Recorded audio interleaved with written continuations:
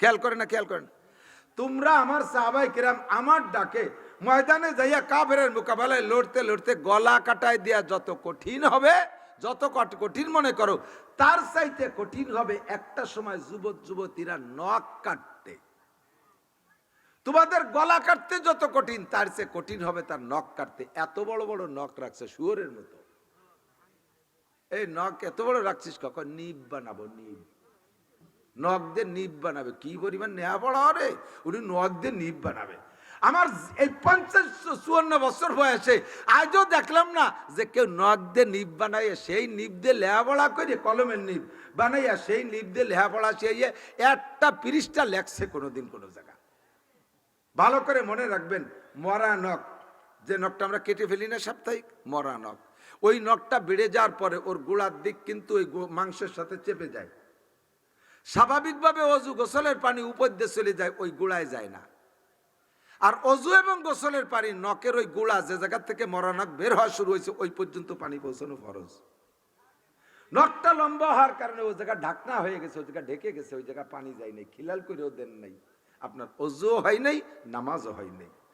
আপনি মহিলা যদি এরকম করেন, আপনার মাসে একটা বার, সাবালিকা মহিলা, আপনার মাসে একটা বার কমপক্ষে, আপনি যদি বিবাহ নাও হয়, স্বামীর সাথে ঘর সংসার নাও করেন, তবুও আপনি সাবালিকা হলে আপনার মাসে একটা টাইম নাপাক হন, গোসল ফরজ হয়। ওই গোসলটা আপনি করছেন বড় নখ নিয়ে, আপনার শরীর পাক হয় নাই। আপনি বাসে উঠবেন, বাসের উপরে ক্ষুধার গজব, রাস্তায় দিয়ে হাঁটবেন, রাস্তার উপরে ক্ষুধার গজব, লঞ্চে চলবেন, লঞ্চের উপরে ক্ষুধার গজব, আপনার একার কারণে বিমানে উঠছেন, বিমানের উপরে ক্ষুধার গজব, আপনার একার কারণে সাথে আনুষঙ্গিক পাপি মরে 40 ঘর নিয়ে, সাথে আনুষঙ্গিক আরো কতগুলো মানুষের উপরে বিপদ এসে যায়। নখটা সুন্দর করে কাটবেন। প্রত্যেকটা সুন্নতের ভিতরে এই সিস্টেম আছে। কথা বলেন। এই যে দাড়ি রাখছেন, এদিক এদিক দাড়ি রাখছেন, বুকে ক্যাশ আছে, শরীরে আরো অনেক জায়গা ক্যাশ আছে না, লোম আছে না, অনেক জায়গা লোম আছে। দেখবেন আমার নবী যে কয় জায়গার লোম কাটতে বলছেন, ওই কয় জায়গার লোম না কাটলে অন্যান্য জায়গায় দাড়ি কত কাল ধরে রাখছি, এতে ময়লাও হয় না, জটও হয় না। চুলও বড় রাখবেন, ময়লাও হয় না, জটও হয় না। কিন্তু এর চেয়ে ছোট ছোট লোম বিভিন্ন জায়গা আছে যাকে কাটার কথা বলা হয়েছে, ওই লোমগুলো টাইম মতো না কাটলি দেখবেন ময়লাও হয়, গন্ধও হয়, ময়লাও হয়, গন্ধও হয়, বিশ্রী একটা ব্যাপার। এজন্য নবী বলছেন এগুলো পরিষ্কার করো। এর এক একটা সুন্নতের বিনিময়ে আপনি 100 শহীদের সওয়াব পাবেন। আল্লাহ কবুল করুক, বলেন আমিন।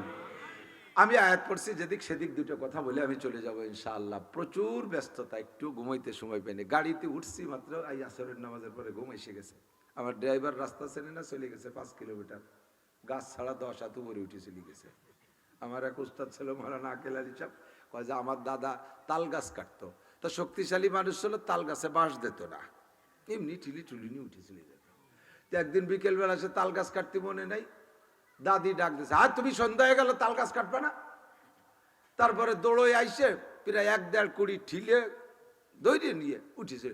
উঠতে উঠতে ব্যস্ততা ঠেলাইছে, গাছ ছাড়া 10 হাত উপরে উঠে চলে গেছে। কি দিয়ে উঠল? পরে উঠে তো গেছে, কিন্তু নামতে পারতেছে না, কিভাবে নামবে? 10 হাত উপরে চলে গেছে, ওইতে নামবে কি দিয়ে? পরে আমার দাদি এসে এক টুবলা সুতলি ছিল, দড়ি ওই এক মুখ পাড়ায় ধরে টুল্লাটা উপর দিয়ে ফিকে মারছে, দাদার পাশ দিয়ে গেছে, ওই ধরে নেমে চলে গেছে। আন্তর্জাতিক খ্যাতি সম্পন্ন গাঁজাখড়ি গল্প। আমি ঘুমাই রয়েছি, আমার ড্রাইভার গাছ ছাড়া 10 হাত। এদিকে টাইম ফিল্ডের শ্রোতারা খেয়াল করে না শুনলেও ঘরে বসে বক্তারা শোনে। কি জন্য শোনে? যাতে চর্বিত চর্বণ না হয়ে যায়। আগের হুজুর যা বলছে আমিও যেন তাই না বলি, তাহলে তো মানুষে বলবে একই কথা সব হুজুর বলে। কাজেই বয়ানের মধ্যে কিছু তাফান্নুন, কিছু পরিবর্তন বেশ কম থাকতে হবে।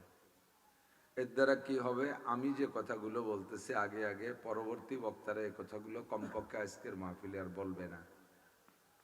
আমার এই শুরুর কথাগুলো যারা আগে আসছেন তারাই শুনবেন, শেষ পর্যন্ত আস্তে আস্তে যারা পিছিয়ে আসবে তারা শুনবে না। হতে পারে আমি আলোচনার ভিতরে আমার এমন একটা আলোচনা এসে যেতে পারে, এমন একটা মাসআলা বলতে পারি, আল্লাহ যদি বলায়, যে মাসআলাটা না জানা থাকার কারণে আপনার জিন্দেগির ফরজ নামাজ পর্যন্ত নষ্ট হচ্ছিল। সারা জীবন নামাজ পড়তেছেন, ওই ছোট্ট একটা মাসআলা না জানা থাকার কারণে আপনার জিন্দেগির সব নামাজ শেষ। এই মাসআলাটা আজকে আমি এখন আলোচনায় নিয়ে আসলাম। আপনি শিখলেন, এখন থেকে সামনে আর নামাজ ভুল হবে না। যে সকল মানুষগুলো আসে নাই তাদের মধ্যে এমন সমস্যাওয়ালা মানুষ থেকে যেতে পারে, তারা আগে আসে নাই, এই মশালাটা আগেও জানতো না, আজকেও শিখলো না, সামনে কোনোদিন আর হয়তো নাও পেতে পারে, যার কারণে সারা জীবন নামাজ পড়বে আর নামাজ নষ্ট হতে থাকবে।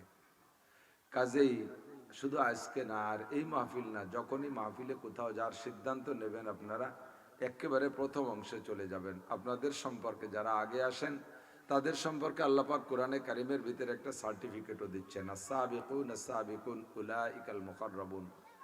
প্রত্যেক ভালো কাজে যারা অগ্রগামী, যারা আগে থাকে, তারা আল্লাহ পাকের অতি নৈকট্য প্রাপ্ত বান্দা, নিকটতম বান্দা তারা।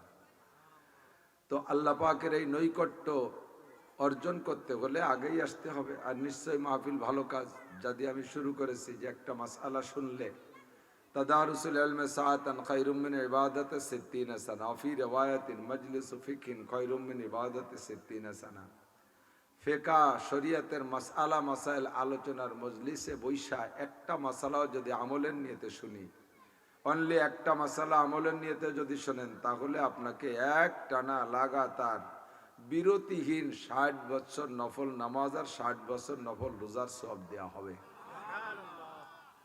নিশ্চয় বর্তমান দুনিয়ায় খুঁজলে পাওয়া যাবে না, কারণ খুব কঠিন সাবজেক্ট যে এক টানা 60 বছর কেউ নফল রোজা রেখেছে বিরতিহীন, আবার সাথে সাথে সারাক্ষণ ফরজ নামাজের রক্ত বাদে, মাকরু রক্ত বাদে বাকি টাইমটা সবসময় নফল নামাজ পড়ে লাগাতার বিরামহীন, এরকম মানুষ কি মেলে নাকি? কোথাও পাবেন না। তো এত বড় লম্বা একটা ইবাদতের সওয়াব পাবেন শুধু মাসআলাটাকে আমলের নিয়তে শুনলেই। কন্যা সুবহানাল্লাহ। এই যে আগে আগে আসলেন আর বসলেন আর আজীব আজীব কথা শুনে আপনি তাআজ্জুব হইয়া আল্লাহর কুদরতের পর আশ্চর্য হইয়া সুবহানাল্লাহ বলতেছেন, এরও একটা ফজিলাত আপনাদের সকলে জানা আছে। একবার যদি সুবহানাল্লাহ বলেন তাহলে জান্নাতের মধ্যে বিশাল একটা গাছ লাগানো হয়ে যায়। এবার সুবহানাল্লাহ কম হয়ে গেল, গাছ ছোট না কম? একটা গাছ, এই জন্য সুবহানাল্লাহ কম কইলেন না, কাল সকালে কবেন সুবহানাল্লাহ। সবাই বলি সুবহানাল্লাহ। এ গাছটা বাবরা গাছ না, কাটাওয়ালা বাবলা গাছ না, এ গাছটা বড় ফলদার গাছ, তার গোড়া উপর দিক মাথা নিচের দিক। কন্যা সুবহানাল্লাহ। কেসা সুযোগওয়ালা গাছ, দুনিয়ার গাছের গোড়া মাটিতে, আগা উপরে, ফল পড়ে খাতি কাঁচা দিয়া লাগে, কুটা লাগে, কত ঝামেলা। নিজি প্রার্থীরা বলি পোলা পান্ডে ডাকিয়া না লাগে, তাকে ফলের ভাগ দেওয়া লাগে অথবা পয়সা দেওয়া লাগে। আর জান্নাতের গাছের গোড়া উপর দিক মাথা নিচের দিক ফলে ফুলে ভরা, হাঁটবেন আর আদ্যও তোলা লাগবে না, শুধু কামড়ায় কামড়ায় খাবেন। এরকম বিশাল ফলদার গাছ আপনার হয়ে যাবে। এই যে বারবার সুবহানাল্লাহ বলতেছেন, যারা সাত দোকান দিয়ে আর চানাচুরির দোকান দিয়ে ঘুরে বেড়াচ্ছে, ওরা তো আর এর ভাগ পাচ্ছে না, কাজেই তারা সব দিক দিয়ে লসে থেকে যাচ্ছে। একটা মাসালা শুনলে 60 বছর নফল নামাজ আর নফল রোজার সওয়াব, পাশাপাশি আমল করার পরে আর একটা ফজিলত, এটা হলো শিখার ফজিলত, ভুল বুঝেন না যেন। এটা জাস্ট শুধু শিখছেন তাতেই ওই পরিমাণ, আর এটা শিখার উদ্দেশ্যে আসছেন তার জন্য আরেকটা ফজিলত আছে। আল্লাহ নবী সাল্লাল্লাহু আলাইহি ওয়াসাল্লাম বলেন, ওয়া ইন্নাল মালাইকাতা লা তাদাউ আজনিহাতিহা রিদান লিতালিবিল ইলম। যারা দ্বীনি মাসআলা শরীয়তের বিধিবিধান শেখার জন্য, বয়ান বক্তৃতা শোনার জন্য ঘর থেকে বেরিয়ে যায়, আবার ঘরে ফিরে আসে, যাওয়া ও আসার পথে নুরানি ফেরেশতা, বেগুনা মাসুম ফেরেশতারা আপনাদেরকে সম্মান প্রদর্শন করেন পায়ের নিচে পর বিছিয়ে দিয়া। আপনার পায়ের নিচে নুরানি পর বিছিয়ে দেয় তারা। আমি সুদ খাই, ঘুষ খাই, চুরি করি, ডাকাতি করি, লুচ্চবি করি, বদমাইশি করি, কত অপরাধে আমি অপরাধী, অথচ আমার মতো একজন ওড়া বাদামিয়া আন্তর্জাতিক খ্যাতি সম্পন্ন আজিল ফাজিল, আমরা শুধু একটু ওয়াজ শুনতে আইছি, আমাদের পায়ের নিচে ফেরেশতারা পর বিছিয়ে দেয়। আজকে আপনি কত বড় দুলমিয়া চিন্তা করতে পারেন? কন্যা সুবহানাল্লাহ। এরপরে আমলের বেলায় যাই আলাদা ফজিলাত, সেটা হলো একটা সুন্নতের পর আমল করবেন, একটা সুন্নতের পর আমল করবেন, একটা সুন্নত। ফরজের সওয়াব কত আমার বলার কায়দা নাই, ফরজের সওয়াবের পরিমাণ আমি বলতে পারবো না। সুন্নতের সওয়াবের পরিমাণ হলো, হুজুর আলাইহিস সালাতু ওয়াস সালাম বলেন, মান তামাসসাকা বিসুন্নতি ইনদা ফাসাদে উম্মতি ফালাহু আজরু মিয়াতি শাহীদ। যে সময় দুনিয়া থেকে দেখবা যে এই সুন্নতটা ধীরে ধীরে বিলুপ্ত হয়ে যাচ্ছে, মুসলমানের অলসতার কারণে, মুসলমান সুন্নতের প্রতি অলসতা করতে করতে সুন্নতটা প্রায় শেষের পথে, অথবা মুসলমানদের কোন ষড়যন্ত্র সুন্নতগুলো মুসলমানদের থেকে বিতাড়িত করবে, মুসলমানকে সুন্নত মুক্ত করে একেবারে শূন্য হাতে। আর একটা সমস্যা আছে, যখন মানুষ সুন্নত থেকে সরে যায় তখন তার মধ্যে ওই ফাঁকে বেদাত ঢোকে। সুন্নত থেকে যখন সরে, ভিতরে থেকে যখন সুন্নত সরে যায়, ফাঁকটা ফাঁকা থেকে যায় না, ওই ফাঁকাটা বন্ধ হয় বেদাত দিয়ে।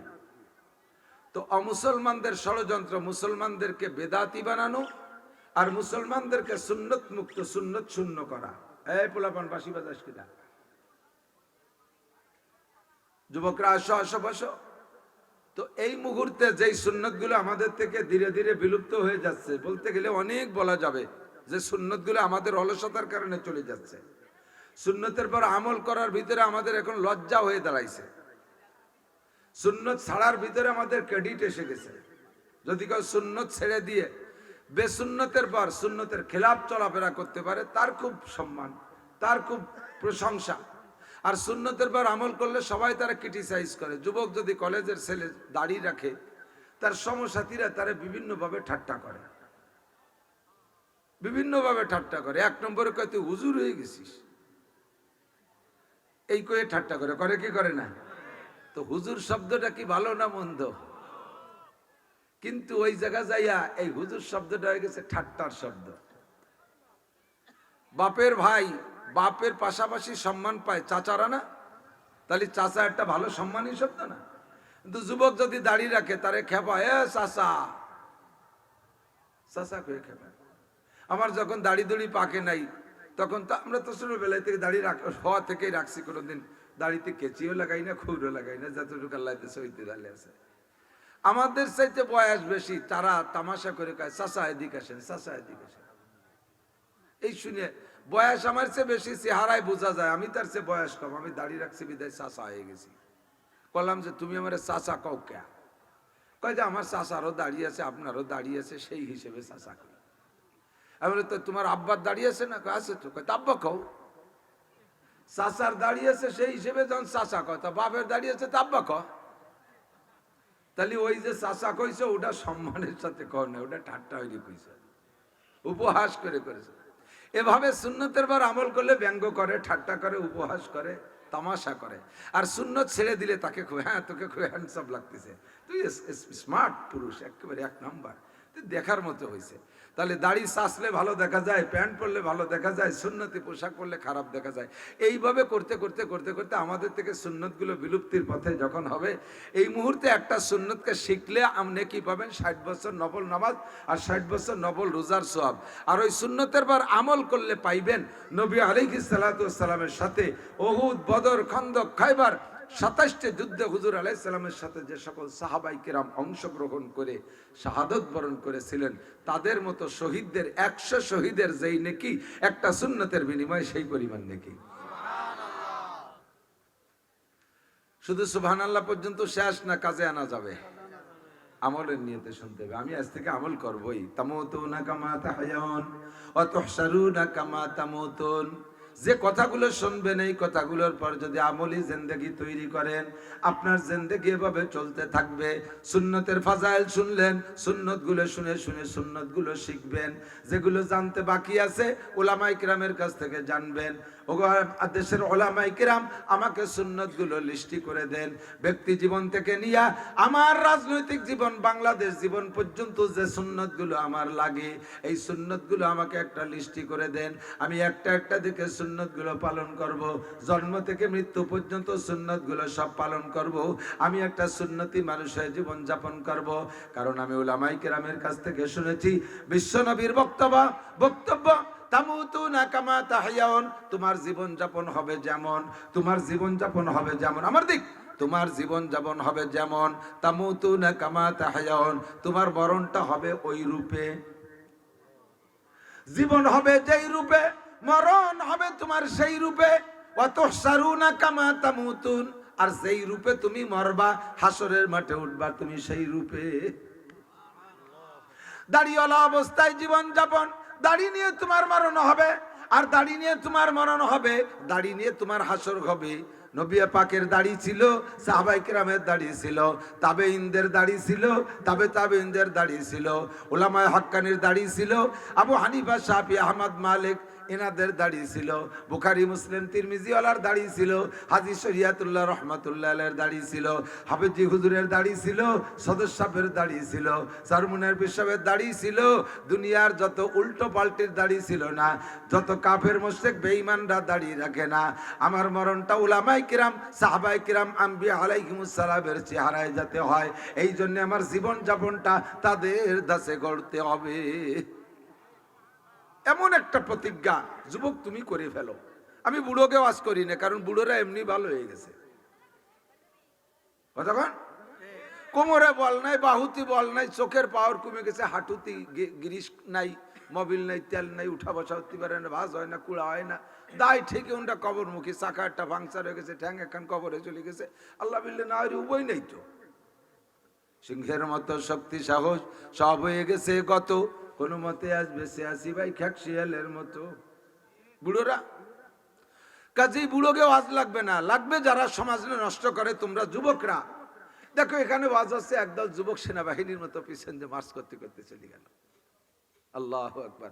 তারা কোনোদিনও মরবে না ইনশাল্লাহ, আল্লাহ বাসাল, ওরা কোনোদিন বুড়ো হবে না।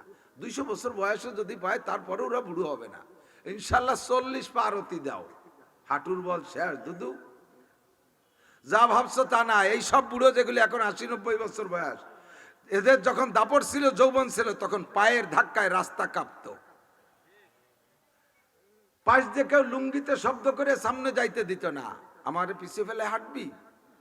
এই সমস্ত মানুষ এভাবে পাল্লা প্রতিযোগিতা দিয়ে করেই যৌবন অতিবাহিত করেছে।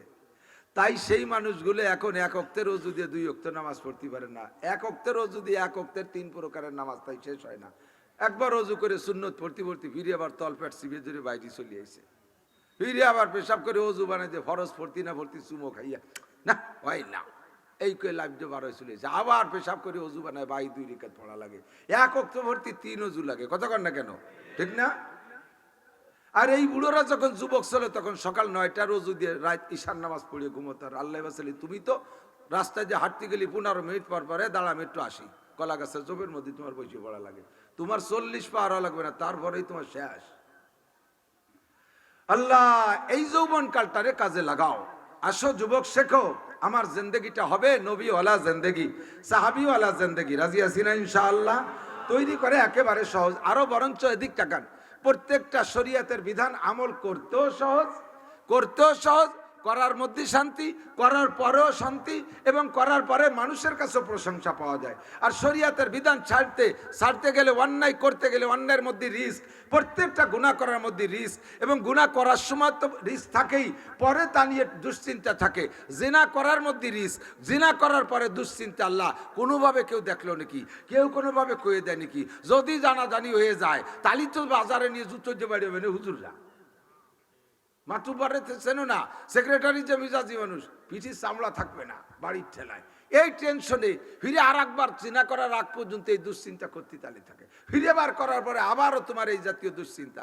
আমার এক পুলিশ আছে বড় মোহাব্বতের, এই পুলিশ দারোগা সাহেব এক মাহফিলি গেছে, আমার মাহফিল বন্ধ করতে ওসি সাহেব পাঠায় দিয়েছে বেনাপোল বর্ডারে, এই হুজুরির মাহফিল বন্ধ করে দিয়েছে। গোপালগঞ্জের মানুষ কি করতে কি কয় বলা যায় না, ইন্ডিয়া হলো ঘরের কোনায়, ওই পাশেতে বিএসএফ গুলি হতে পারে, এর তার কাটার 20 হাত দড়ি।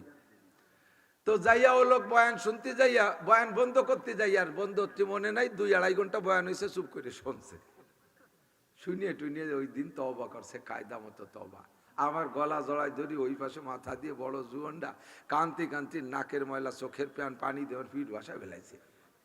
জাগায় দাঁড়াইয়া ব্যানসন সিগারেট পকেটে ছিল 1 প্যাকেট মাত্র, একটা খাইছে, মুসরাই ভাঙ্গে পাততলে ডলিয়ে দিছে। সবকিছু থেকে তওবা করছে। তো উনি বলতেছে, হুজুর যতদিন তওবা করছিলাম না, ঘুষ পাইলে আশের বাচ্চার মতো গিলতাম, চাবাতাম না। আশের বাচ্চায় শামুক খাই দেখছেন, গেলে চাবাই নাকি, গিলিয়ে খেয়ে গেলে না, এইরকম খাতাম। কোথায় ঘুষ আছে এসপি না জানলেও, ওসি না জানলেও আমি জানতাম যে ঘুষ কোথায় আছে, টাকা কিভাবে আদায় হতে পাবলিকের কাছে। এ হেকমত আল্লাহ আমার শিখিয়ে দিয়েছিল। আমি কি আল্লাহ তোমার শিখিয়ে দিয়েছে ঘুষ কা হেকমত আল্লাহ কয় যুদ্ধ রইতে, এখন তো আল্লাহ ছাড়া মুখ দিয়ে বাইরে না। এভাবে খাইছি জন্মের খা। তবে সেই সময় মোটা মোটা ঘুষ খাইয়া রাতির মধ্যে ঘুম হতো না। সারা রাত মোবাইলের দিকে কান থাকতো যে কোন জায়গা থেকে রিং আসে, কোন সার্কেল এসপি ফোন দেয়, এসপি সাহেব ফোন দেয়, ওসি সাহেব ফোন দেয়, আমার সে সিনিয়ররা ফোন দেয়, অমুক এত টাকা খাইছিস ভাগ দিস রেখা, টাকা কি করছিস এই বেলা। এই ভয়তে সারাটা রাত ঘুম হতো না। সকালবেলা উঠে 8খান পত্রিকা কিনতাম যে আমার নাম কোন জায়গায় আছে, যে অমুক জায়গাতে ঘুষ খাইছে। এখন আল্লাহর রহমতে ঘুষফুস সব ছেড়ে দিছি। রাতে একটু শাকরুটি খাইয়া শুয়ে যাই, শোয়ার সাথে সাথে নাক ডাকে ঘুম আসে। রাত 3টের পরে আর কে যেন আর আমার বিছানায় পিঠ থাকে না, মনে হয় যেন কে আমার উপর থেকে ডাকতেছে, আল্লাহ মুস্তাকবিরিন ফা আগফির আল্লাহ। ও হাবিব, সারা জীবন ভরে ঘুষ খাইছি, সে উঠি আয়। সারা জীবন নামাজ পড়িস, সে উঠি আয়। সারা জীবন বিড়ি সিগারেট খাইছি, উঠিয়ে আয়। আমি আল্লাহ কেরি আসমানে আসি তোরে ক্ষমা করে দেওয়ার জন্য। আল্লাহ মুস্তাগফিরিন ফাগফির আল্লাহ, আয় গুনাহগার ক্ষমা প্রার্থী বান্দা, তোরে ক্ষমা করে দেব। আল্লাহ মুস্তারজিকিন ফারজুকা, কারা আসিস অভাবী চলে আয়, আমি তোদের রিজিকের প্রশস্ত ব্যবস্থা করব। আল্লাহ মুস্তাশফিন ফাওয়াফিয়া, কারা আসিস রুগ্ন অসুস্থ চলে আয়। দুনিয়ার সব ডাক্তার ফেল করেছে, আমি আল্লাহ ফেল করি না, আমার কাছে আয়, তোরে চিকিৎসা করে দেব। মনে হয় যেন কে আমার উপর থেকে ডাকে, ও গুনাহগার বান্দা চলে আয়। আর আমার বিছানায় পিঠ থাকে না। রাত 3টের পরে আমি আর ঘুমাইতে পারি না, কারণ ওদিকে সময় মতো শুয়ে পড়ছি।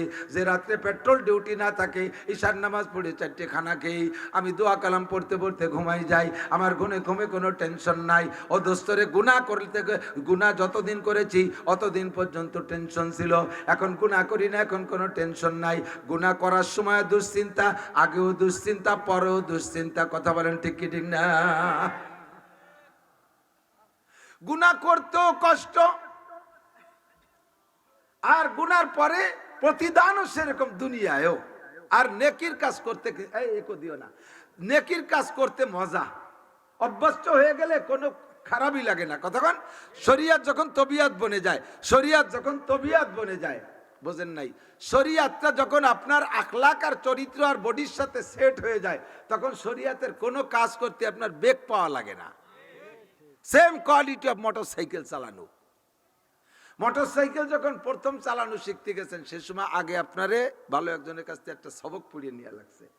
কি কয়ে দেখ, আমি তো কেবল গাড়ি কিনে নিয়েছি, কয় যে এইটাতে চাবি দিয়ে ইঞ্জিন অন করতে, অন করলে ওখানে এন শব্দ আছে, এন একটা অক্ষর আছে, দেখবি যে ওইটা সবুজ বাতি জ্বলে উঠছে।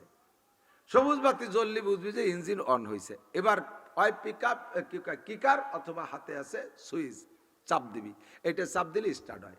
এরপরে হাতের মধ্যে মুড়ায় রাখবি পিকআপ, বাম হাতে ক্লাস আছে, চাপিয়ে ধরবি, ক্লাস চাপিয়ে ধরে পিকআপ হালকা হালকা বাড়ায় রাখবি, নাহলে ইঞ্জিন অফ হয়ে যায়।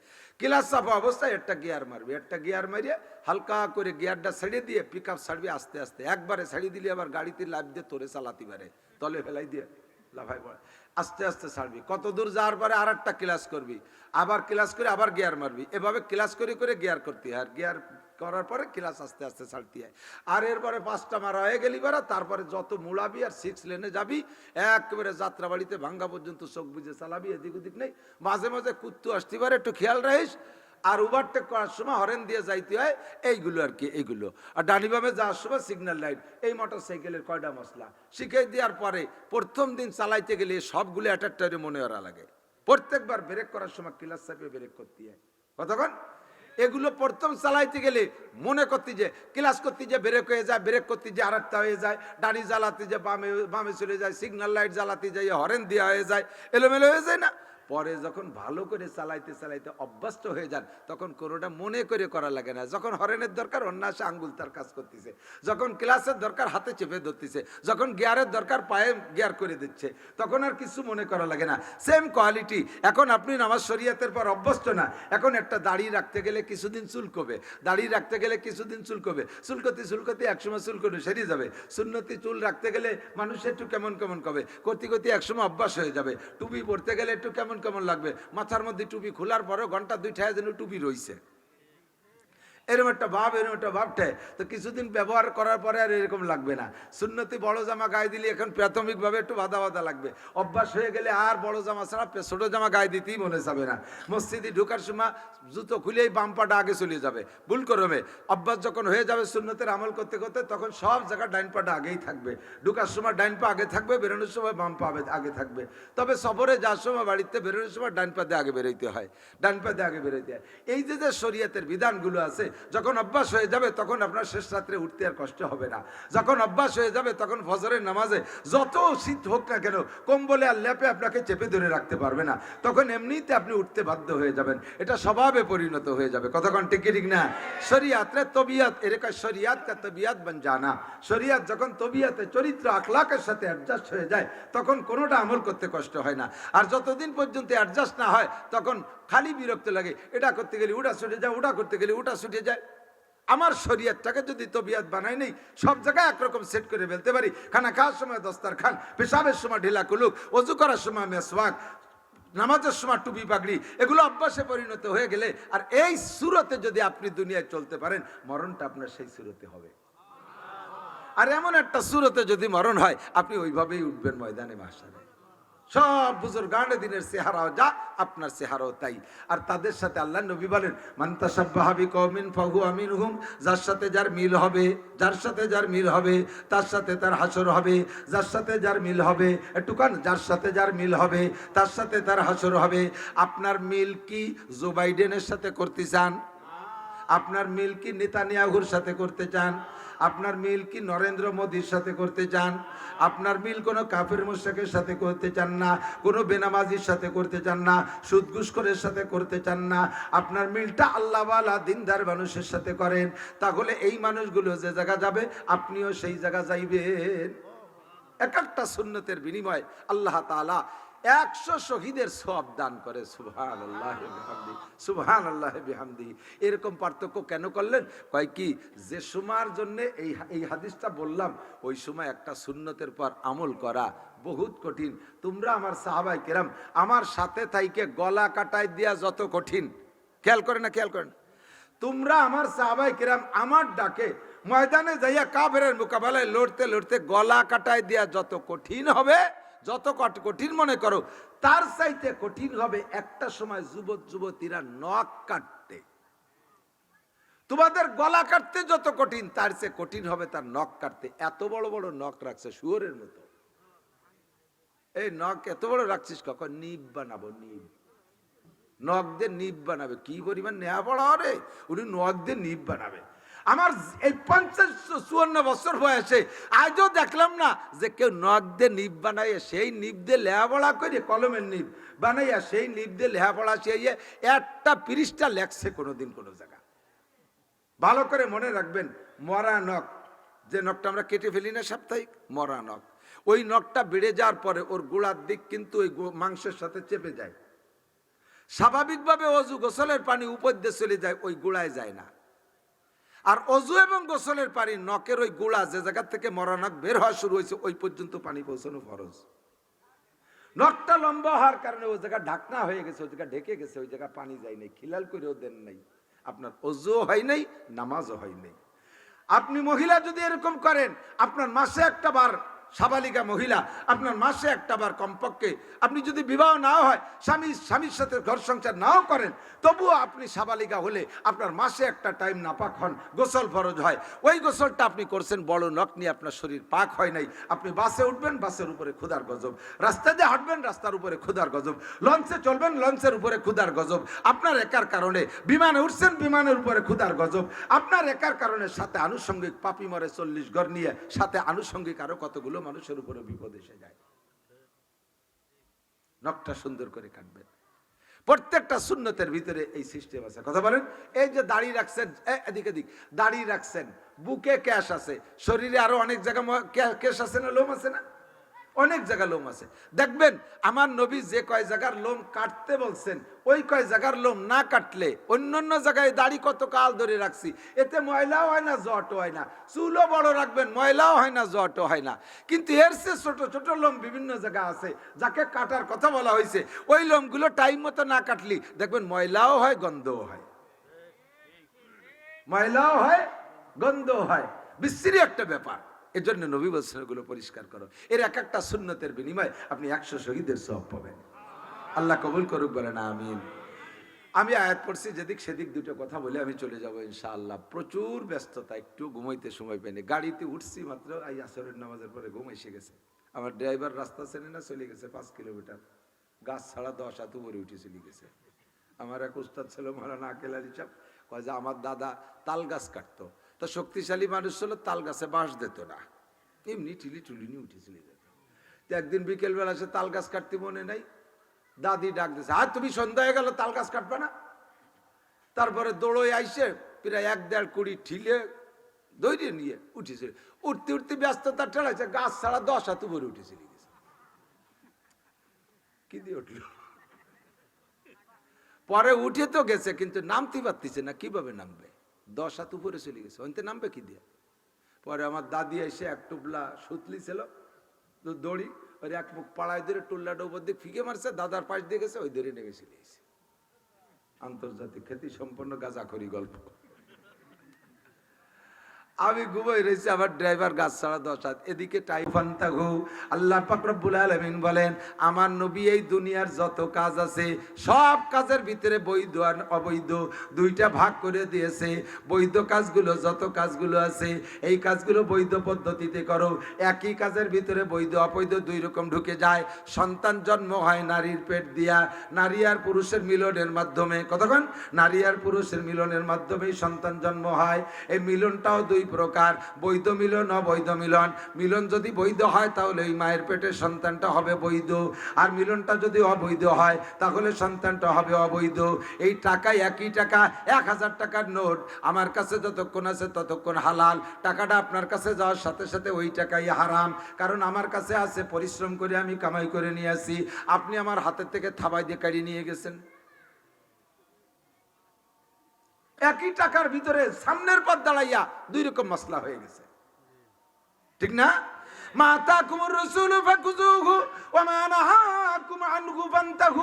আমার আল্লাহ বলেন, দুনিয়ার যত কাজ আছে সব কাজের ভিতরে বৈধতা খুঁজে কাজগুলোকে সেইভাবে করো। তোমার জামা গায়ে দিবা, এই জামা গায়ে দেওয়াটাও তোমার ইবাদত হয়ে যাবে, এটা জিকিরের শামিল হবে। প্রত্যেকটা আমল করা মানে আল্লাহর স্মরণ করা, প্রত্যেকটা আমল করা মানে আল্লাহর স্মরণ করা। কতক্ষণ? জিকির মানে আল্লাহর স্মরণ, জবানে করো আর অন্তরে করো। জিকির মানে আল্লাহর স্মরণ। প্রত্যেকটা শরীয়তের আমলের মধ্যে আল্লাহর স্মরণ হইয়া যায়, আল্লাহর জিকির হইয়া যায়। এই জামাটা গায়ে দিয়েছেন আপনি, বাম হাতটা আগে ঢুকাইয়া ডান হাতটা পরে ঢুকাইয়া বোতাম আটকাইছেন, জামা গায়ে দেওয়া হবে, কিন্তু জিকির হবে না, ইবাদত হবে না, নেকি পাবেন না। ডান হাতটা আগে ঢুকাইয়া বাম হাতটা পরে ঢুকাইয়া বোতাম লাগাই দিয়েছেন, জিকির হবে, ইবাদত হবে। সুন্নতের নিয়তের কারণে 100 শহীদের সওয়াব লেখা হইয়া যাবে। পাজামার ভিতরে বাম পাটা আগে ঢুকাইছেন, ডান পাটা পরে ঢুকাইছেন, এবার বেল্ট লাগাইছেন, ফিতে বাঁধতে দিয়েছেন, পরা হবে কিন্তু সুন্নত হবে না। ডান পাটা আগে ঢুকাইয়া বাম পাটা পরে ঢুকাইয়া বেল্ট লাগাই দিয়েছেন, পরাও হবে, সুন্নত হবে, 100 শহীদের সওয়াব হবে, আল্লাহর জিকিরও হয়ে যাবে। খানা খাইছেন, বিস্কুট খান, বাম হাত দিয়ে খাইছেন, তাও পেটে যাবে। ডান হাত দিয়ে খাইছেন, তাও পেটে যাবে। বাম হাত দিয়ে খাইলে এটা পেটেই যাবে শুধু, কিন্তু সুন্নত হবে না, জিকির হবে না। ডান হাত দিয়ে খাইলে সুন্নত হবে, জিকির হবে, 100 শহীদের সওয়াব পাইবেন। হুজুর ডাইনা তো আল্লাহ দিয়েছে, বামা তো আল্লাহ দিয়েছে, এখানে খালি হলো। তাই যদি হয় তাহলে আরো ভালো রে খাই, এ পাশও আল্লাহ দিয়েছে, ও পাশও আল্লাহ দিয়েছে, শীত হয়েছ চা উল্টো বাঁচতে ডালি। বেশি বাংলা করতে পারলাম না। তুই যেমন কবি তোর সেরকম কব, কথা কর না কেন? ডাইনে তো আল্লাহ দিছে, বাম হাতে আল্লাহ দিছে। এই মুখ দিয়ে দিলেও পেটে যায়, পিছন দিয়ে দিলেও যায়। মাঝে মাঝে এই গ্যাস যদি বেশি হয় তাহলে ব্যথার রুগীরে এই কি দেয়? সাবোসেটার ডোজ দেয়, সাবোসেটার বলে। এই সাবোসেটার কি মুখ দিয়ে খায় না উল্টো বেসতে খায়? সে বেসতে দিলেও তো বেটেই যায়, তাহলে এ বাঁচতে দিলিও যাও, বাঁচতে দিলিয়ে যায়। তুই যখন কই যে ডাইনের দেখালি বা আমার দেখালি, তাহলে 4 দিন মুখ দেখাইছি যেবার শো ওই পাশে কাপ দিয়ে ঢেলি দেবো। কমাতা দিন যেমন কুকুর সেরকম কুকুর। আল্লাহ নবীর সুন্নাত ডান হাত দিয়ে খাওয়া। কথা বলেন কোন হাত দিয়ে? ডান হাত দিয়ে খাওয়া। বান্দরে খায় বাম হাত দিয়ে। দেখেন তো না চিড়িয়াখানা যেয়ে দেখেন বান্দরে বাদাম দেবেন ডাইনাতে তুই বাবার দিয়ে খায়। আমার তো ওই পাশে তো কাছে কাছে সুন্দরবন, আমার বহু মাহফিল সুন্দরবনে। সুন্দরবনে গেলেই পাশে মাহফিলি গেলে ভিতরে একটু যাই বান্দরের তামাশা দেখতে। মাঝে মাঝে বাঘ দেখি, মাঝে মাঝে কুমির দেখি। এই বান্দরের কিছু খাবার দিলি সে ধরি এই বাম হাত দিয়ে খায়। তাহলে তুমি যদি মানুষের বাচ্চা হও তাহলে ডান হাত দিয়ে খাবা, তোমার সুন্নত হবে। আর যদি বান্দরের আওলাদ হও তাহলে বাম পাশ দিয়ে খাবা। ডারউইনের আওলাদ যদি হয়, ডারউইন বান্দরের আওলাদ না?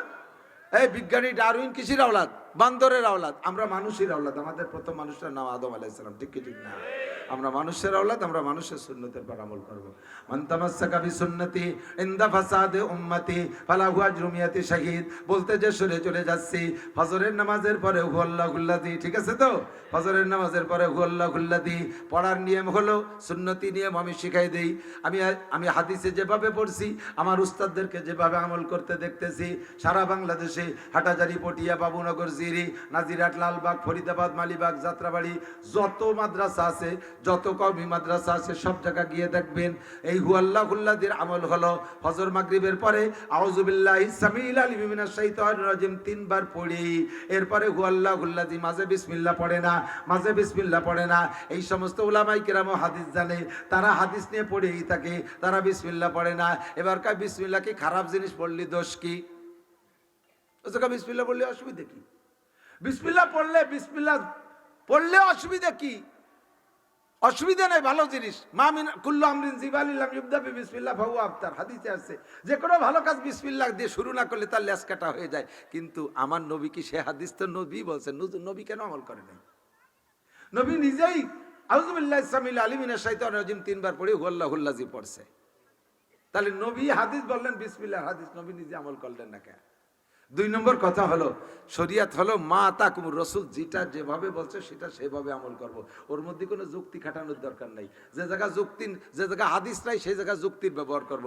যেখানে হাদিস আছে সে জায়গা আমার যুক্তির দরকার নাই। নামাজ ভালো কাজ না মন্দ কাজ? ফরজ নামাজ, জোরে কোন? ফরজ নামাজ ভালো কাজ, ঠিক না? ভালো কাজ মানে কি? সর্বশ্রেষ্ঠ ভালো কাজ, যেটা আল্লাহর হুকুম। মাগরিবের ফরজ নামাজ কয় রাকাত? আপনার আজকে সময় আছে, হাফেজ মানুষ, ব্যতিব্যস্ততা নাই, ঝামেলাও নাই, আরো হেনতে গেলি আজে বাজে কিছুর মধ্যে জড়িয়ে যেতে পারেন।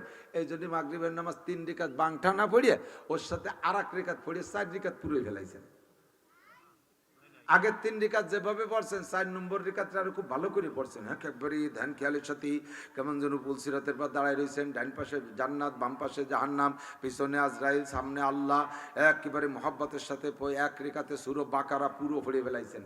রুকুতি 39 বার, সেজদায় 41 বার, আজিম আলা মারি দিয়েছেন। নামাজ হবে? এই 4 নম্বর রিকাত নামাজ হবে? শুধু 4 নম্বর রিকাত নষ্ট হবে না, পুরো সব শেষ, পুরো সব শেষ। কারণ তো সেজদা দিয়েছেন, রুকু দিয়েছেন, কিরাত পড়ছেন, নামাজ হবে না। ওইটা আল্লাহ রসুলের তরিকা না, ওটা আল্লাহ রসুলের কি না? তরিকা না। রমজানের রোজা ফরজ না নফল? রমজানের রোজা ফরজ না নফল? সারা রমজান রোজা রাখছেন, ঈদের দিন সবাই খাইয়ে দিয়ে একেবারে ডক করে বেড়াচ্ছে। আপনি সেদিন মুখ খান বেজার হয়ে রয়েছেন, কিছু খান নাই। শেষ রাত্রির 1 গ্লাস পানি আর একটা খেজুর খাইয়েছে, এরি খেয়ে রয়ে গেছেন। দিন বইরে খান নাই, সন্ধ্যার সময় ইফতারি নিয়ে বইছেন। আল্লাহ দেখো আজকে ঈদের দিন সবাই আনন্দ করে খাচ্ছে, আমি আইজো রোজা। আল্লাহ আমি আইজো রোজা, দেখো যেদিন সবাই খায় সেদিন আমি আইজো রোজা, তুমি আবার আজকে কি দিবা কও? আল্লাহ কয় তোমার আজকে জুতোর বাড়ি দেবো। শয়তান, তোরা আজকে রোজা থাকতে পেয়েছে কিনা? একই সিস্টেমে 29 দিন 30 দিন রোজা রয়েছেন, তাতে আল্লাহ পুরস্কার দেয়। সেই সিস্টেমে ঈদের দিন রোজা রাখলে তার রোজা না, সেদিন আল্লাহ জুতোই দেবে দেবে। আল্লাহ কাইয়ামু জিয়াফাতিল্লাহ, মেহমান ঈদের দিনগুলো হলো আল্লাহর মেহমানদারির দিন। আপনার মেয়ের বিয়ের দিন আপনার জামাই আসছে, মেয়ের বিয়ের দিন আসছে জামাই বরযাত্রী নিয়ে, সবাই খায়, জামাই চুপ করে বসেছে। আপনি যে আব্বু খাও, কয় না আব্বু আমি রোজা। জামাই যদি বিয়ের দিন রোজা থাকে শ্বশুর খুশি হবে? খুশি হবে? আল্লাহকে আমার মেহমানদারির দিন তোরে রোজা থাকতে কইছে কোন চোর? হ্যাঁ, বাড়াবাড়ি করে ইবাদত দিয়ে যা যতটুকু বলছে তা ততটুকু ইবাদত। কথা বলেন, ইবাদত যতটুকু বলছে ততটুকু নাম ইবাদত, অতিরঞ্জিত করবি না। নারী পুরুষ একসাথে বসিয়া শুরু করছে, ভান্ডারে তোর দরবার শরীফ, হুরে নুরে করে তারিফ, কেউ বলে মদিনা শরীফ, কেউ বলে খানায়ে কাবা, ভান্ডারে তোর দরবার শরীফ। ফাইনামা তুওয়াল্লু বানি ফাসাম্মা ওয়াজহুল্লাহ জানি, লা শারীকে সিজদা করি, কবুল করো রব্বানা। আল্লাহু আকবার। এই কয়ে কয়ে এরপরে যে জিকির করে সে জিকির কোরআনেও নাই, হাদিসও নাই। আষাঢ় মাসের ব্যাঙ্গের মতো এটা জিকির হলো? জিকির শিখবি তো চারমুনাই যা, জিকির শিখবি তো তুই বাহাদুরপুর যা। আরে জিকির শিখবি তো চণ্ডীবর্দির পীর সাহেবের কাছে যা, জিকির শিখবি তো যা চরময় তবলিগ জামাতের ইস্তেমায় যা, কাকড়াইল মসজিদে যা, নগরকান্দা আব্দুল গফফার সাহেবের কাছে যা। লা ইলাহা ইল্লাল্লাহ, লা ইলাহা ইল্লাল্লাহ। বুজুর্গানের দিন শেষ রাতে জিকিরের সাথে ফাঁকে ফাঁকে কিছু মারেফাতের শের পড়ে, পারলি সেই শেরগুলো পড়ো। পর্দায়ে হস্তি अगर सूजी बना रे लाइला, पर्दाए हस्ती अगर सूजी बना रे लाइला, आजमा बे पर्दा बीनी नूरे इल्लल्लाह ला इलाहा इल्लल्लाह, ला इलाहा इल्लल्लाह, ला इलाहा इल्लल्लाह, ला इलाहा इल्लल्लाह, ला इलाहा इल्लल्लाह, सुबहानल्लाह सुबहानल्लाह सुबहानल्लाह, अल्हम्दुलिल्लाह अल्हम्दुलिल्लाह, अल्लाहु अकबर अल्लाहु अकबर अल्लाहु अकबर। ঠিক আছে না? সব কিছু শিখা লাগবে, না শিখে কিছু হয় না। কিন্তু গড়ামে যখন দল ধরে মাইকে জিকির করে, এই সুবহানাল্লাহ আলহামদুলিল্লাহ আল্লাহু আকবারে যে কি হইরে ফেলে, সুবহানাল্লাহ সুবহানাল্লাহ আলহামদুলিল্লাহ আলহামদুলিল্লাহ আল্লাহ আকবার আল্লাহ আকবার। আল্লাহকে মসজিদে যে দেখ দে ফক ফক করে কারা, গাড় ধরে বেরোই দে। আলহাম একই এক প্রকারে কয় দুলিল্লাহ। দুলিল্লাহ কি? আলহামদুলিল্লাহ সুবহানাল্লাহ আলহামদুলিল্লাহ সুরি মিলুক আর না মিলুক, কতক্ষণ? সুবহানাল্লাহ আলহামদুলিল্লাহ আল্লাহু আকবার, সুবহানাল্লাহ আলহামদুলিল্লাহ আল্লাহু আকবার। পড়বেন না একটু? সুবহানাল্লাহ আলহামদুলিল্লাহ আল্লাহু আকবার, লা ইলাহা ইল্লাল্লাহ মুহাম্মাদুর রাসূলুল্লাহ। একবার কলেমা লা ইলাহা ইল্লাল্লাহ পড়লে ওই ব্যক্তির আমলনামায় 4000 নেকি লেখা হইয়া যায়। তামলাউ মা বাইনাস সামাই ওয়াল আরদ, আসমান জমিনের মাঝখানে ফাঁকা জায়গাটা তার নেকি দ্বারা ভরপুর হইয়া যায়। আউযু বিল্লাহি সামিউল আলিম মিনাশ শাইতানির রাজিম 3 বার পড়া। এরপরে পড়বেন হুয়াল্লাহুল্লাযী লা ইলাহা ইল্লাহু আলিমুল গায়বি ওয়াশ শাহাদাতি হুয়ার রহমানুর রহিম। এই সূরা হাশরের শেষ 3 আয়াত মাগরিবে যদি পড়েন ফজর পর্যন্ত 70,000 ফেরেশতা আপনার জন্য আল্লাহর কাছে ক্ষমা চায় এবং নেকি লেখে। আবার ফজর বাদ পড়বেন 70,000 ফেরেশতা ফজর থেকে মাগরিব পর্যন্ত ক্ষমা চায় এবং নেকি লেখে। ইতিমধ্যে আপনার মরণ যদি হইয়া যায়, দুনিয়ার কোনো মানুষ আপনার জানাজায় যদি অংশগ্রহণ নাও করে, ওই 70,000 ফেরেশতা যারা জীবন ভরে আপনার নামে নেকি লেখছে, ক্ষমা চাইছে, ওই 70,000 ফেরেশতা আপনার জানাজায় হাজির থাকে। ফেরেশতারা যার জানাজায় হাজির থাকে, ওই জানাজাটা কবুল জানাজা, ওই জানাজার বেনিফিট আলাদা, ওই জানাজার প্রতিদান আলাদা। আর আমার দেশে হাজার হাজার মানুষ জমা হয় জানাজায়, দেখছেন না? বড় বড় যে যত বড় নেতা তার জানাজায় তত। গত বছর না কবে জানি এক জানাজার ছবি দেখলাম, ভিডিও আইছে দেখলাম, প্রথম কাতারে প্রায় 20-22 জন হিন্দু নেতা। সুবহানাল্লাহ। যাকে জানাজায় হিন্দু আসে তাকে জানাজার ভিতরে বহু লোক বিনিয়োগ জুতিয়ে দাঁড়াতে পারে। আমি এক জানাজার ইমামতিতে দাঁড়াইছি হাই স্কুল মাঠে। মুসল্লি একজন আইছে আমার কাকুজুরের মধ্যে কয়টা রজু নাই, একটু অজু বানিয়ে আসতে পারে। ওর জানা মতে বিড়ি খালি অজু থাকে না। কিভাবে বুঝলে? কয় যে এই যে মসজিদের ওই পাশে বিড়ি খাইছে, বাগানের মধ্যে বিড়ি ফেলাই দিয়ে এসে দাঁড়াইছে। কারণ বিড়ি খালি অজু ছোটে কি না ছোটে এ মশলা তো সব জায়গা বলে দেওয়া যায় না, আবার জায়গায় জায়গায় বলাও লাগে। সাধারণভাবে বলে দিলে আর এক বিপদ। যদি কই যে বিড়ি খালি অজু ছোটে না, তাহলে মসজিদের বারান্দায় বসে খাওয়া শুরু করবে। খাতি খাতি একামত দেশে ইমাম সাহেবের কাছে, হুজুর আপনি 2 টাইম দই দিয়ে ফেলাই দেন। গোষ্ঠী শুধু বিড়ি খাওয়া। না কইলাম কি, হ্যাঁ যাদের অজু নাই জানাজার নামাজ পড়তে অজু লাগে, অজু বানায় আসেন। নাপাক অবস্থায় জানাজা পড়া যায় না। একেবারে খোলা মাঠ, হাই স্কুলের বড় মাঠ, ওপেন মাঠ, পাশতে বাড়িঘর। ওর মধ্যে কয়জন চলে গেল অজু বানাতি, আর কয়জন অজু বানাতে গেল না, ওরা বাড়ি যে লুঙ্গি নিয়ে নদীতে চলে গেল। বোঝেন এর মানে? বোঝেন? আরো বড় মারাত্মক বেকায়দা রয়ে গেছে তাকে। গাদাগুলো মুসলমান হইছিস, আজও জানিস না যে ফরজ গোসল অবস্থায় জানাজার নামাজ পড়া যায় না, নাপাক অবস্থায় জানাজা পড়া যায় না। তুই যদি এইরকম জানাজা পড়িস, তোর জামার জানাজা ওইরকম 20 জন হিন্দু তুই পড়বে। হরিভদ নইলে ঋষি গৌর গোমধ্য তোর জানাজার ইমামতি আসবে, কোন হুজুর তোর কপালে জটবে না। কুষ্টিয়ার এক এসপি কয় যে আমার হুজুর লাগে না, আমার হুজুরকে লাগে তো খালি এক জানাজায়, আমার জানাজা আমি নিজেই পড়াতে পারি। ওর জানাজা বলে নিজেই পড়াতে। তোকে বাইসে থাকতে ভরাই তুই যাবি না মরার ঘরে ভরাবি? কি কবে ভরাবি? হুশ আছে? তোর এসপি বানাইছে কোন গাদা? ফেসবুকে দিচ্ছে, তার সরাসরি বক্তব্য শুনছি, দেখছেন না? ও জানাতে বলে নিজেই ভরাতে। আস্তাগফিরুল্লাহ, কিচ্ছু পারে না পড়তে। আল্লাহ যা বলতে চাইছি, হুয়াল্লাহ গুল্লাযী লা ইলাহা ইল্লা হু, আমার জানাজায় যেন ৭০,০০০ ফেরেশতা হাজির হয়, কোন সুবহানাল্লাহ। আরো 500 ফেরেশতা আছে, ভিআইপি 500, ভিআইপি পারসন 500 ফেরেশতা। ওই 500 ফেরেশতা আপনার জানাজায় আসুক এবং ওই 500 ফেরেশতা আপনার কবরে থাকবে। ওরা জান্নাতে পৌঁছে দেওয়ার আগে আপনার থেকে বিচ্ছিন্ন হবে না, বলেন সুবহানাল্লাহ। এইরকম একটা বাহিনী ফেরেশতা নিয়ে কি আপনি মরতে চান? হ্যাঁ, রাজি? তাহলে একটা কাজ করতে হবে, সেটা কি? আল্লাহ কা ইন্নাল্লাযীনা ক্বালু রাব্বুনাল্লাহ, যারা বলবে আমার রব আল্লাহ। ভাই, আমার রব কে? আল্লাহ। হ্যাঁ, এমনি তো বলেন রব মানে বুঝেন না, রবের অর্থ আবার তা জানেন, আগে জেনে নেন। রবের অর্থ হলো এ টু জেড, আমার জন্ম সূচনা লগ্ন থেকে নিয়ে দুনিয়ায় যতদিন থাকবো অতদিন আমার ক্লাসিফিকেশন ভাবে আমি কোন ক্যাটাগরির মানুষ, আমার কোন বয়স, যে বয়সে যেমন আসবাবের দরকার সেই বয়সে সেই রকম আসবাব, যে ধরনের অবস্থার পর আমাকে যে ধরনের নিয়ামত দেওয়া দরকার ওই ধরনের নিয়ামত দিয়ে যিনি লালন পালন করতে পারে তিনি রব, ঠিক না? মুরগির বাচ্চা ডিমির থেকে বেরোইয়া 3 মাস দুধ খায়, কি খায়? খুদ খায়। দুধ খায় না খুদ খায়? তার জন্য আল্লাহ খুদির ব্যবস্থা রাখছে, দুধের ব্যবস্থা রাখে নাই। মুরগাকে আজ ভয় যাবে রু আয়াদ রুজি তলবাত, মুরগাকে আজ ভয় যাবে রু আয়াদ রুজি তলবাত, আদমি জাদান দারাত কেরা দো আকলো তমিজ। মুরগির বাচ্চা ডিমির থেকে বেরোই, সে তার খাদ্য নিজে সংগ্রহ করে খেতে পারে, তার মাও যা খায় সেও তাই খায়। মানুষের বাচ্চা তা খায় না, তা মানুষের বাচ্চার মা খায় দুধ ভাত মাছ গোশ। বাচ্চারে যদি জন্মের পরে কয় তোরও গোস্ত রুটি খাতি হবে, তাহলে ও বাঁচবে একটাও।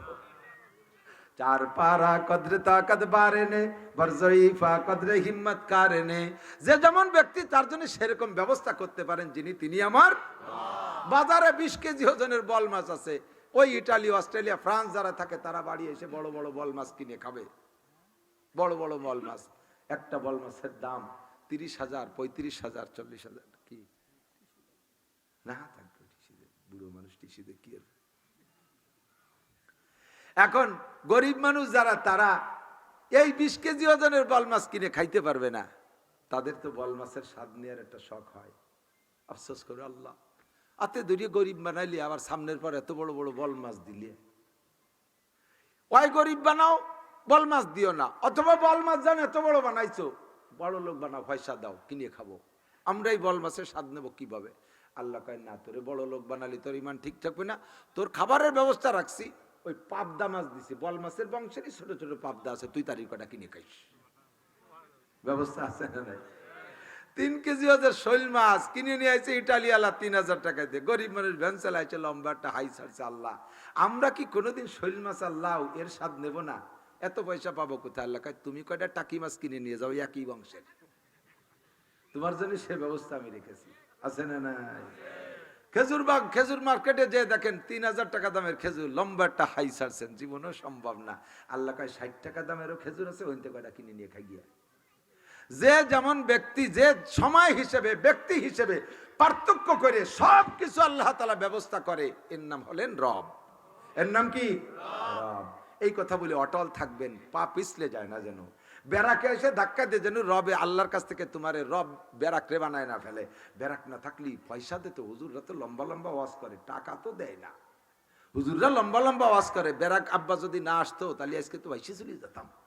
গ্রামীণ আব্বা না আসলি, অ্যাডামসের আব্বা না আসলি, কারিতাসের আব্বা না আসলি, বিআরডিবির আব্বা না আসলি, স্বনির্ভর জাগরণী চক্র আব্বারা না আসলি, এই মৌলবীরা তো খালি আরো পকেট মারিয়ে নিয়ে যায়, ওনরা তো দেয় না, বাইশে চলে যেতাম। ঘর বাড়ি আসতো কোত্থেকে? আজকে তারা আছে বিদায় বাইসে রয়েছি। তুমি রবকে, আল্লাহকে রব বলে স্বীকার করার পরে এই দিক যখন মাথা চলে গেছে, পা পিছলে স্লিপ করে বেড়াকের অফিসের মধ্যে দিয়ে গেছো। আমলিগ না থাকলি শেষ হয়ে যেতাম, বিএনপি আসলি আকাশে উঠে যেতাম। এই যে যে কথাগুলো সব রুবুবিয়তের খেলাফ। আমার সবকিছুর ব্যবস্থা কে করে? আমলিগরে দরকার আল্লাহ আমলিগরে পাঠায় দেয়, বিএনপির দরকার তারে আল্লাহ তৈরি করে দেয়। কথা কোন ঠিক না? এগুলো সব আমার খাদেম, আমার রব আমার আল্লাহ। ইন্নাল্লাযীনা ক্বালু রাব্বুনাল্লাহ, যারা আল্লাহকে রব বলে বলেছে, হুয়াল্লাহুল খালিকুল বারিউল মুসাব্বিরু লাহুল আসমাউল হুসনা, আল্লাহর অনেক ভালো ভালো নাম আছে। অন্য আয়াতের মধ্যে বলেন আল্লাহুল আসমাউল হুসনা ফাদউহু বিহা, আল্লাহর অনেক ভালো ভালো নাম আছে, 99টা নাম। ওর যে কোনো একটা নাম ধরে তুমি ডাকতে পারো, তবে 99টা নামের ভিতরে আল্লাহ পাক নিজে বেশি পছন্দ করে একটা নাম, সেইটা হলো রব।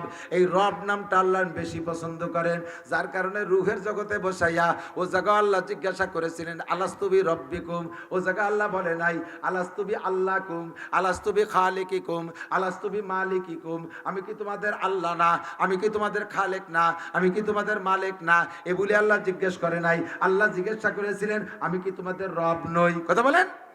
এই রব নামটা আল্লাহর বেশি পছন্দ হয় বিদায় রুহের জগতে আল্লাহ রবের স্বীকৃতি নিয়েছেন। আমরা বলেছিলাম বালা তুমি আমাদের রব। এবার আল্লাহ কাই শুরু প্রথম রুহের জগতে একটা প্রশ্ন ছিল রব নিয়া, আবার আর একটা প্রশ্ন হবে রুহের কাছে, রুহের কাছে আর একটা শেষ প্রশ্ন হবে রুহের কাছে, বডির কাছে প্রশ্ন হবে না, বডির কাছে প্রশ্ন হবে না, আবার রুহের কাছে প্রশ্ন হবে।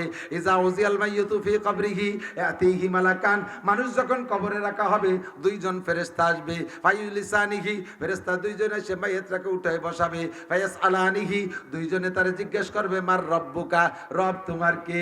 ও জায়গাও জিজ্ঞেস করছে আমি কি তোমাদের রব নই, সেটাও রুহের কাছে জিজ্ঞাসা।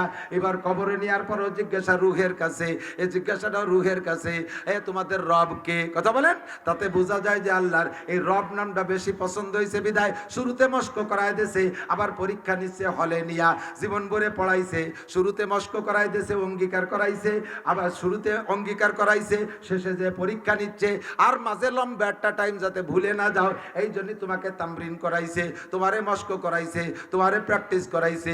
5 ওয়াক্ত নামাজের ভিতরে যত নামাজ পড়বা সব নামাজের মধ্যে সূরা ফাতিহা পড়বা, যাতে তুমি ওই রবরে ভুলে না যাও। সূরা ফাতিহার মধ্যে আছে আলহামদুলিল্লাহি রাব্বিল আলামিন, পড়েন না?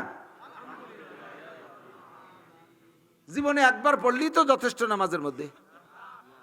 সূরা ফাতিহা সারা জীবনে একবার পড়লে মানে লা সালাতা ইল্লা বিফাতিহাতিল কিতাব, এক জানাজার নামাজ ছাড়া কোন নামাজ নাই যে তার মধ্যে সূরা ফাতিহা না পড়লে নামাজ হবে।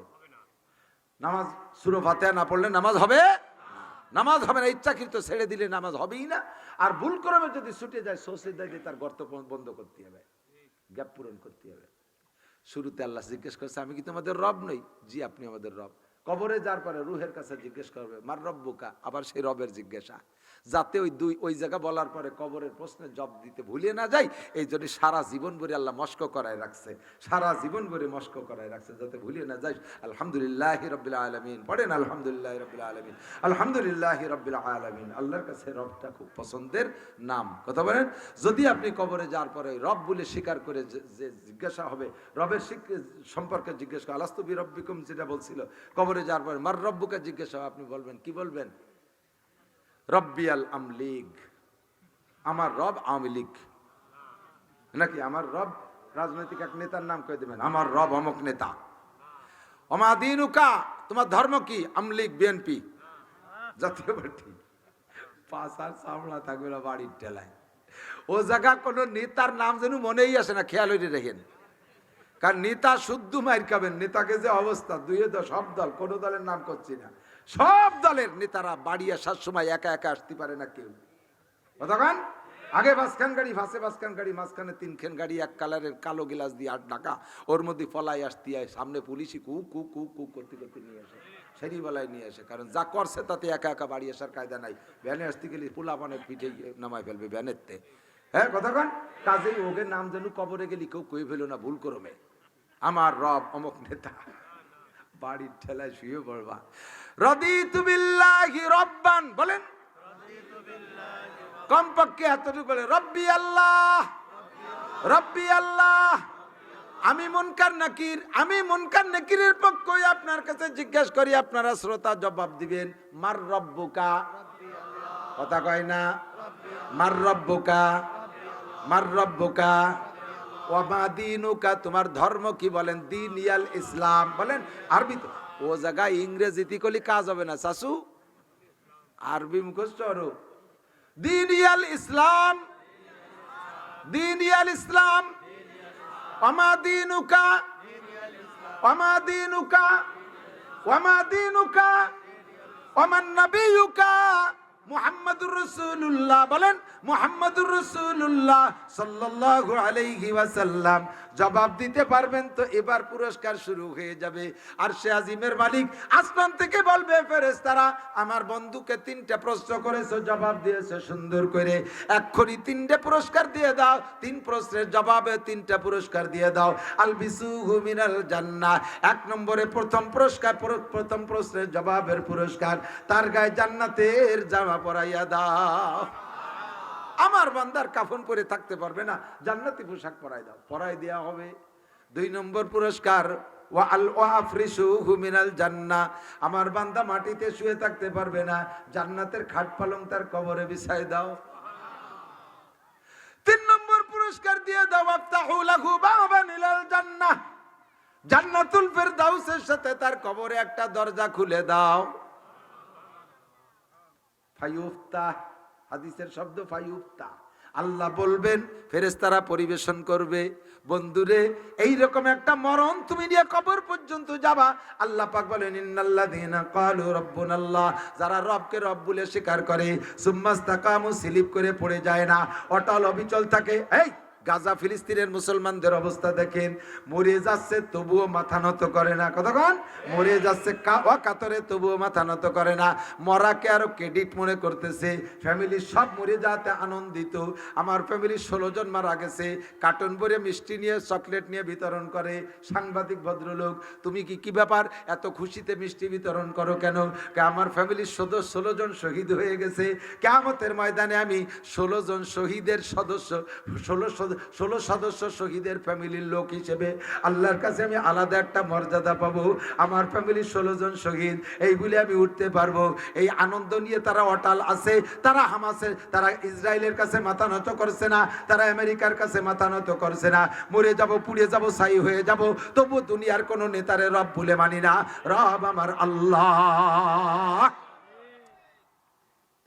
আল্লাহ কয় এমন অবস্থায় মরবি, ও যাইদা, যদি চোখ থাকতো দেখতে পারতা।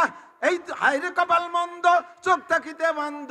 আমার কপাল খারাপ, তাই চোখ থাকতে দেখি না। যদি সেই সাহাবাওয়ালার চোখ থাকতো, বুজুর্গানে দিনের চোখের মতো চোখ থাকতো, ওখানে গেলে দেখতে পারতেন এই গাজার শহীদ বাচ্চাদেরকে রুহটা নিয়ে যাচ্ছে কারা? এই মহিলা শহীদ যারা শহীদ হচ্ছে, পুড়ে যাচ্ছে, ওদের রুহু নিয়ে যাচ্ছে 500 ফেরেশতা। তাতানাজ্জালু আলাইহিমুল মালায়েকা। আল্লাহ কয় 500 ফেরেশতা পাঠানো হবে। এই 500 ফেরেশতা এসে তোমার পাশে দাঁড়ায় বলবে, আল্লাহ তাখাবু ওয়ালা তাহজানু, ভয় পেও না, টেনশন করো না, মরণকে ভয় পেও না, ভবিষ্যৎ নিয়ে চিন্তা করো না, পিছন নিয়ে টেনশন করো না। আল্লাহ তাখাবু ওয়ালা তাহজানু ওয়া আবশিরু বিল জান্নাতিল্লাতী কুনতুম তুআদুন। মাওলানা নাসির যে জান্নাতের বিবরণ বলেছিল, এই যে দেখো তোমার জান্নাত, জান্নাতের একটা পিকচার আপনাকে দেখানো হবে, ভিডিও আপনাকে দেখানো হবে। আপনি দেখে খুশিতে জান্নাতের দিকে তাকায় থাকবেন। ইতিমধ্যে ফেরেশতা বুকের উপর দিয়ে হাত দিয়ে যখন মুখ পর্যন্ত আনবে, আজরাইল ফেরেশতার হাতের মধ্যে আপনার জানটা বেরিয়ে যাবে। কলেমা পড়তে পড়তে আপনি টেরও পাবেন না। আপনাকে বলবে, আবশিরু বিল জান্নাতিল্লাতী কুনতুম তুআদুন, যেই জান্নাতের সুসংবাদ দেওয়া হয়েছিল, এই যে তোমার সেই জান্নাত, তুমি চিন্তা করো না। নাহনু আউলিয়াউকুম ফিল হায়াতিদ দুনিয়া, দুনিয়ায় যতদিন ছিলে আমরা তোমার সাথে ছিলাম। ওয়া ফিল আখিরা, মরার পরেও তোমার সাথে থাকবো। তোমার সাথে দুনিয়াও ছিলাম, আখিরাতেও সাথে থাকবো। ওয়ালাকুম ফিহা, নাহনু আউলিয়াউকুম ফিল হায়াতিদ দুনিয়া ফিল আখিরা ওয়ালাকুম ফিহা মা তাশতাহি আনফুসুকুম। এরপরে যেই জান্নাতে তুমি যাইবা, ওর মধ্যে যাইয়া মুখে যা বলবা তাও পাবা। ওয়ালাকুম ফিহা মা তাদাই আনফুসুকুম।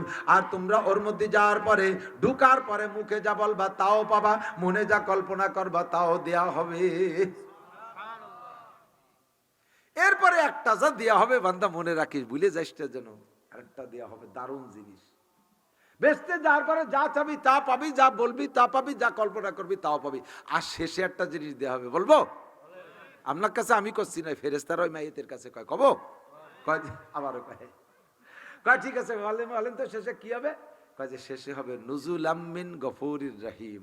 জান্নাতের মধ্যে বাগানে বসাইয়া, একটা পার্কে বসাইয়া আল্লাহ তাআলা নিজ হাতে তোমাদের মুখে উঠে খানা খাওয়াবে। এর নাম হলো নুজুলাম মিন গফুরির রহিম। বেহেশতের মধ্যে যাওয়ার পরে তো যা আছে সব তো পাবা, চাবার পাবা, ভাববার দেয়া হবে, এরপরে একটা যা দেয়া হবে সেটা কত ভালো তুমি নিজেই সেই সময় বলবা জান্নাত দোজখ সে যা রব क्या करो आरज़ू है मैं तुझे देखा करो हुर गले मन जितने नेमत हाय तू सबसे बेहतर नेमत है दीदार तू হুর গেলমান ফল ফুরুট এ সব কিছুর সামনে তোমার এই একটা লুকমার তোমার হাত খান সবচাইতে বেশি মজাদার। सबसे बेहतर नेमत है दीदार तू। ও যুবক ৭০,০০০ ফেরেশতা তোমার জানাজায় দাঁড়াবে আর এই ৫০০ ফেরেশতা তোমার আমার সাথে থাকবে একটা কথার বিনিময়ে, একটা কথা, সেটা হলো রব্বুন আল্লাহ।